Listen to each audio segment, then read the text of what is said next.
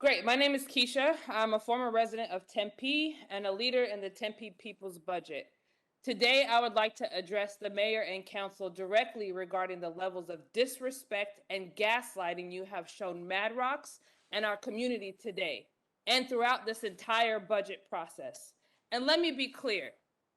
When I say our community, what I mean is the entire group of people currently sitting in your chambers and outside, literally begging to be seen, heard, and valued by the people sitting here in these comfy chairs who have been elected to represent and support the residents of Tempe. City that unilaterally decides our fate to the detriment of so many impacted families, all in the guise of democracy.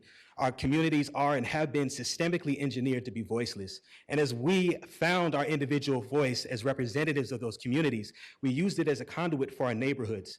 It has been an arduous uphill battle to push for equity just a few miles from here. And that is the reason why this is my first appearance at Tempe City Council. Now, while this city is nowhere near where it needs to be as far as problematic policing goes for one, be gaslit.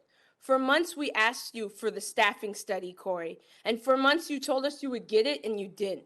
And the reason we see now, because we had to learn about the staffing study when the budget dropped, that you were hiding your plan to hire 19 more officers. What is the point of working with community if you're just going to gaslight us? You see, this is a problem with these neoliberal who don't intend to actually change, but you want to use words like transforming the budget and transforming public safety and equity. This isn't equity or anything if you're just going to continue to ignore the community. We did all of that for what? So that the mostly white liberal members of staff and council can say that after the 2020 uprisings, they met with BIPOC leaders and they listened. Shame on you for wasting our time. What a performance to mislead BIPOC leadership working for real public safety.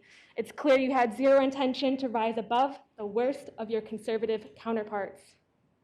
The only difference is your theatrics, that you waste the time and energy of people actually willing to enact intelligent, compassionate, and community-informed change.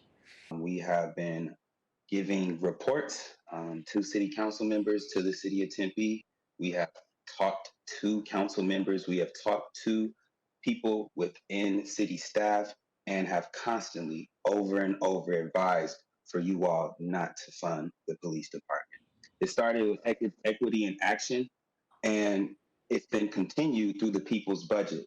And this has been nothing but a show of just theatrics. You all do not care about the community. You all are just giving us a sign or just crumbs to make us feel as if you care. But obviously you don't, because if you cared, you would listen to the community who has told you over and over again that we do not need more police officers.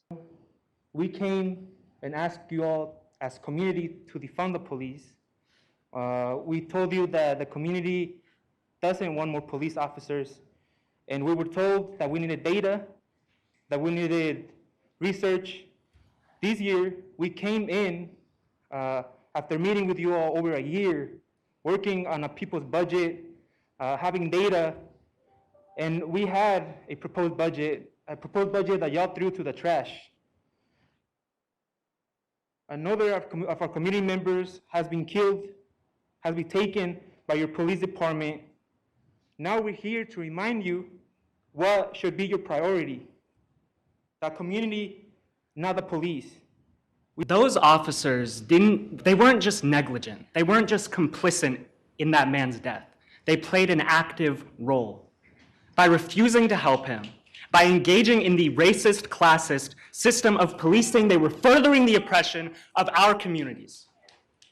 And just like those cops weren't just negligent or complacent, your council is equally responsible for those deaths.